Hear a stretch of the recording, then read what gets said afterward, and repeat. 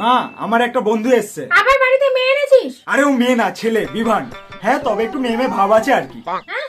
এই বলছিস ছেলে, আবার বলছিস মেয়ে মেয়ে ভাব আছে, মানে আমি তো কিছু বুঝতে পারছি না। দূর, তুমি ওসব ছাড়ো। ওর একটা নোটস লাগবে, তাই এসছে। আমরা রুমে যাচ্ছি। ঠিক আছে, যা।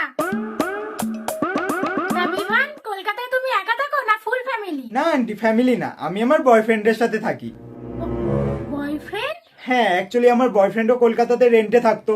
তা আমি কলকাতায় শিফট করার পরে আমরা দুজন লিভ ইন করছি আর কি।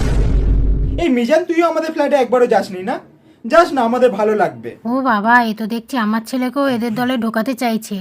এ কি গে? তা বাবু, তোর কোনো গার্লফ্রেন্ড নেই? না, তুমি তো প্রেম টেম করতে না করেছো। না না, কর, প্রেম কর। এই বয়সে প্রেম করবি না তো কোন বয়সে করবি?